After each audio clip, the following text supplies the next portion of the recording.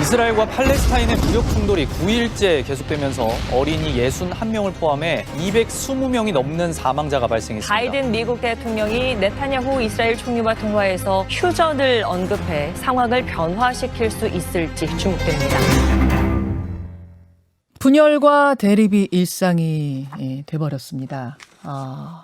그중에서도 이곳의 상황이 심상치가 않습니다.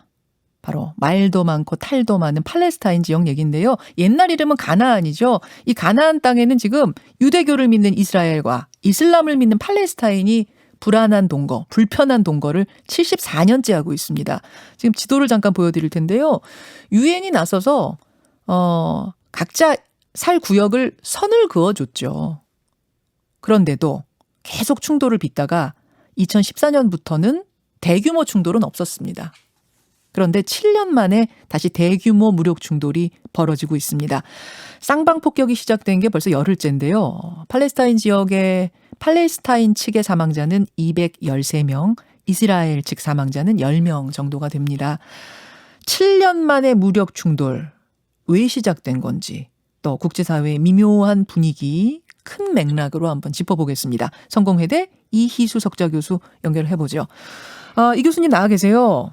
네, 안녕하세요. 아니, 그래도 7년 동안은 꽤 잘 지내는 것 같았는데 어쩌다가 다시 이렇게 큰 싸움판이 벌어진 겁니까? 크고 작은 충돌은 일상적으로 계속되어 왔고요. 네. 최근에 불거졌던 것은 아마 생존권 박탈이라는 절박한 상황이 야기됐습니다.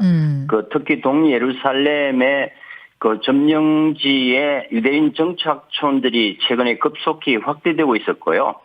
그 과정에서 이제 일부 주민들이 그 이스라엘 법원의 판단에 의해서 네. 강제적으로 퇴거될 상황이 있었는데, 또 라마단 기간은 굉장히 성스러운 기간이고 공동체 의식이 최고조에 도달했을 때 이 문제가 불거지면서, 네네. 그 시위 군중들을 향해서 발표를 하고 지난 60여 년간 하나의 불문율은 이제 동예루살렘에 있는 알락사 황금 모스크는 최고의 이슬람 성지이기 때문에 여기는 진입하지 않는 것이 관행이었습니다. 어허. 그것도 가장 성스러운 라마단 기간 동안에 생존권 박탈에 저항하는 그런 비무장 시위에 대해서 강경 진압하고 모스크 내에서 이렇게 총기를 난사하는 이런 상황이 팔레스타인 주민들을 극도로 자극시켰고, 그래서 이제 대규모 시위가 일어나고, 이제 총격이 이루어지니까 여기에 대한 대항으로 하마스가 이스라엘 향해서 이제 로켓불 수백 보 쓰고 또 막강한 군사력을 가진 이스라엘이 정당 방위라는 이름으로 민간인 시설과 대규모 이제 전투기 미사일 포격을 하면서 사태가 걷잡을 수 없을 정도로 악화되고 있습니다. 그러니까 첫 시작이 지금 저희가 유튜브와 레인보우를 통해서 지금 전쟁, 거의 전쟁이라고 이건 봐야죠. 무력 충돌이 벌어지고 있는 상황들, 현장들을 보내드리고 있는데 대단합니다. 첫 문제의 시발점이 된 게 유대인 정착지 지금 말씀하셨는데 다 선 그어놨잖아요. 당신들은 여기서 사시오. 당신들은 여기서 사시오. 다 그어놨는데 왜 여기서 문제가 발생한 거죠? 그게 중요한 거죠. 1967년 전쟁 때는 유엔이 그어놓은 경계를 벗어나서 이웃 아랍 주권 국가의 땅을 이스라엘이 강제로 점령해버렸습니다. 그게 지중해 쪽에 있는 가자지구, 지금 문제가 되고 있는 동예루살렘이나 웨스트뱅크, 시리아 쪽에 있는 골란고원, 이집트 쪽의 시나이 반도 등인데요. 네. 중요한 거는 67년 전쟁 이후에 유엔 안보리 결의안 224조, 338조 등에 의해서 이스라엘의 점령지로부터의 철수와 원상복구를 국제사회가 결의했습니다. 네. 지금까지 이제 이스라엘의 원상복구를 요구하는 12번 이상의 유엔 안보리 만장일치 결의가 나왔고요. 이게 계속 지켜지지 않는 거죠.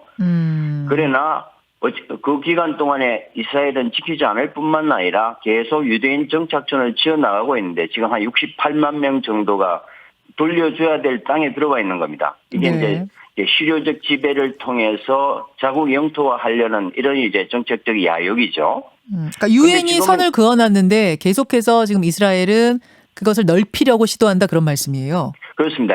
이게 이제 돌려줘야 될 이제 점령지에 팔레스타인 사람들의 이제 주택을 일부는 빼앗으면서 농지를 계속 이제 이스라엘에 편입하면서 이게 야금야금 먹어 들어오는데 지금 동예루살렘 경우에는 전체 토지 이미 86%가 이스라엘이 차지했습니다. 예. 인구는 팔레스타인 사람이 훨씬 많은데 예. 13%의 좁은 지역에서 이 사람이 살 수가 없는 겁니다. 그리고 이웃 팔레스타인 마을과 거주 이동도 지금 이제 이스라엘 군경이 엄격히 차단하면서 그러니까 남은 땅에서 소위 말하는 67년 전쟁 이전의 식민 상태에 살고 있는 이제 감옥 소위 말하는 창설 없는 감옥 이런 이제 극단적 생존권의 상황이 있는 거죠. 알겠습니다. 그러니까 지금 이스라엘 사람들은 원래 그 가나안 땅은 예전에 우리 땅이었는데 우리가 쫓겨났다가 지금 다시 들어온 것이다. 우리 땅이다. 이렇게 주장하고 있는 거고 팔레스타인 사람들은 무슨 말이냐. 우리가 얼마를 살았는데 우리 땅에 갑자기 들어와서 이러면 어떡하냐. 왜 우리를 내쫓느냐. 이런 것들이 갈등의 양상이다가 이번에 유대인 정착촌을 늘리고 뭐 안 된다 이러는 과정에서 이 커다란 싸움판이 벌어진 겁니다. 근데 사실은 말이죠, 교수님. 바이든 정부 들어서면서 중동에 훈풍 불 거다. 이런 전망 나왔었는데 왜 지금 훈풍이 불기는커녕 7년 만에 이런 대규모 충돌이 벌어진 거라고 보세요?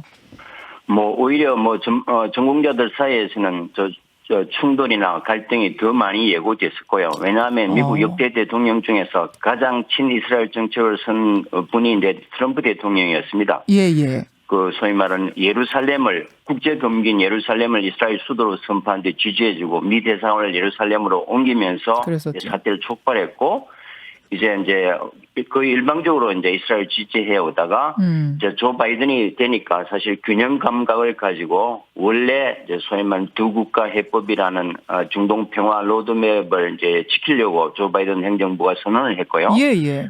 결정적으로 이제 트럼프가 소위 말하는 이란과의 핵 협상을 파괴하면서 소위 말하는 이스라엘과 친미 아랍 국가들을 지원해 줬는데 조 바이든이 되자마자 이란과의 핵 협상을 시작하면서 지금 이스라엘이 고립무원 상태입니다. 그래서 이런 이제 강경 진압을 통해서 소위 말하는 조 바이든 행정부의 참 중동 정책이나 이스라엘 정책을 지금 시험해 보는 과정에 있고 그래서 굉장히 조 바이든 행정부가 지금 곤혹스러운 입장이 있을 겁니다. 그 말씀은 그러면 이번 충돌이 우연이라기보다는 그러니까 우연히 조그맣게 시작했던 게 어떻게 하다 보니까 커졌다기보다는 좀 이스라엘의 의도도 깔려 있다고 보시는 거예요? 뭐 저는 굉장히 의도적인 도발이라고 생각합니다. 왜냐하면 일상적으로 시위가 일어났고 이 라마단 기간 동안에 지난 50년간의 불문율을 깨고 비무장 민간인의 생존권 시위를 이렇게 강경하게 진압한 거는 전례가 없는 일이고요. 그 시점도 굉장히 이제 미묘한데 아마 이제 국제적으로는 좀 미국을 압박해서 중동 문제에 있어서 보다 이제 이스라엘에 좀 온건한 정책을 쓰려고 하는 강력한 입장 표명인 것 같고요. 내부적으로는 아시다시피 지금 이제 네타냐후 이스라엘 총리가 지금 부패 스캔들로 지금 재판 중에 있습니다. 그렇죠. 그리고 지난 3월에 사실 이 부패 총리를 뽑지 않겠다고 해서 총선에서 참패하면서 아직까지 연정을 구성하지 못할 정도로 지금 이제 거의 퇴출 직전의 극단적인 정치 위기 상황이거든요. 퇴출 직전까지 간. 그렇죠. 이제 연정 구성하지 못하면 부패 스캔들이 하면 결국 이제 정치 생명이 끝나는 상황에서 정말 이 이제 예상을 뛰어넘는 강경 정책으로 전쟁 드라이브를 걸면서 극우와 결합해서 정권을 연장하려는 내부적 목적도 상당히 강하게 작동한다고 보여집니다. 내부 결속용, 그러니까 내부의 문제를 외부로 돌리기 위한 용 아니냐. 굉장히 의도가 다분하다 말씀하셨어요. 근데 한편에서는 어쨌든 로켓포를 먼저 쏜 건 팔레스타인 쪽 아니냐. 팔레스타인의 하마스가 먼저 쏜 거 아니냐. 이스라엘 입장에서는 대응할 수밖에 없었던 거 아니냐. 이런 얘기도 하거든요. 어떻게 보세요? 그거는 우리가 상황을 조금 이제 알아야 되는데요. 사실 그 비무장 생존권 시위에 그 성스러운 모스크에서 이제 총격을 가하는 자체가 엄청난 도발인데 지금 하마스는 무장을 못하게 됐습니다. 탱크 한 대 없습니다. 이제 그런 상황이 이게 세계 최대의 군사 강국인 이스라엘 통해서 할 수 있는 어떤 자위권의 그 이제 상징이 물론 로켓포도 안 쏘았으면 더 좋았겠지만 로켓포를 쏘았고 그걸 이제 그 기화로 삼아서 지금 전투기와 미사일을 동원해서 그 이제 무관 민간인이 죽어나가는 이걸 한다는 것은 우리가 이게 전면전이나 양빈으로 보기에는 너무 현실을 왜곡하는 것이 아닌가 하는 생각이 그렇게 듭니다. 보시는군요. 네. 그 영국 더 타임스는 또 이런 분석도 내놨더라고요. 지금 이희수 교수께서는 이스라엘이 상당히 의도적으로 충돌을 유도한 거다 말씀하셨는데 영국 더 타임스에서는 오히려 하마스가 지금 어떤 의도를 가지고 있다. 뭐냐면 이란으로부터 자금 지원을 어떻게 하마스가 좀 받아보려고, 하마스는 여러분 팔레스타인 무장단체입니다. 지원을 받아보려고 이란과 앙숙인 이스라엘의 강경책을 지금 쓰고 있는 거 아니냐. 이스라엘과 싸우는 모습을 보이면 이란이 지원해 줄 거를 기대하고 있는 거 아니냐. 어떻게 보세요? 뭐 전혀 근거 없지는 않습니다만은 지금 이란의 지원보다 하마스는 전체 예산의 90%를 국제 지원에 의존하고 있습니다. 이제 유럽연합을 포함해서 이제 아랍 산유국들이 지금 지원해서 이스라엘이 하마스가 견디고 있습니다. 왜냐하면은 지금 이제 완전히 경제가 차단돼 있고 해상과 공중이 이제 차단돼 있어 이웃 마을에 방문도 못할 정도로 완전히 차단돼 있는 상태에서 이란이 지금 그 통제단체에서 자유롭게 하마스를 지원할 수도 없는 구도입니다.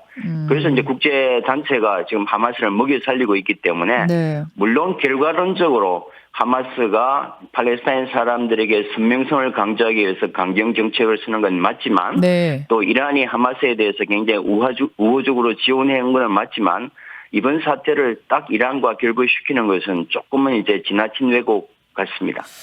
밤사이의 외신 보도를 보면은요, 미국과 EU가 휴전을 제안했더니 하마스는 받아들이고 이스라엘은 아직 무반응이다. 이렇게 나오는데 어떻게 될 걸로 보세요? 이거는 뭐 국내 정치입니다. 지금 이제 극우 정당과 지금 연정한 상태에서 지금 국방장관이 이제 계속 공격해야 된다고 생각하고 이스라엘은 이걸 기화로 해서 하마스가 갖고 있는 지하 비밀 터널의 무기 저장고를 완전히 제거해야 앞으로 위협이 줄어들잖아요. 그래서 이 공격을 기미로 해서 그 하마스의 무력이 상당히 이제 쇠퇴될 때까지 아마 계속 공격하고 싶을 겁니다. 지금 지하 터널 한 100km를 폭격한 상태라고 그러던데 아직도 많이 남았어요? 지금 뭐 어마어마하게 이제 지하 저장고에 이제 사제 로켓포를 저장하고 있는 걸로 이제 알려지고 있습니다. 그게 이제 유일한 이제 자기네들이 그 군사적인 자위권으로 보기 때문에 그래서 이스라엘은 계속 공격하고 싶지만 이제 국제사회 여론이 뭐 한 이틀 전부터는 급속하게 반 이스라엘로 돌아가고 있기 때문에 장기적으로 공격하기는 어려워 보입니다. 민간인 피해가 계속 나고 있기 때문에. 그렇죠. 다른 거 다 떠나서 지금 어린아이들, 무고한 어린아이들이 죽어가는 모습을 더 이상 보고 싶지 않습니다. 그래서는 안 됩니다. 멈춰야 합니다. 여기까지 맥락들 짚어봤습니다. 이희수 교수님 고맙습니다. 네, 안녕히 계십시오. 성공회대 이희수 석좌교수였습니다. 김현정의 뉴스쇼는 청취자 여러분의 참여로 이루어집니다. 트위터, 페이스북, 레인보우 게시판, 그리고 단문 50원, 장문 100원의 유료 문자 샵 1212, 우물정 1212 통해 참여하실 수 있습니다. 김현정의 뉴스쇼, 여러분과 함께 만듭니다.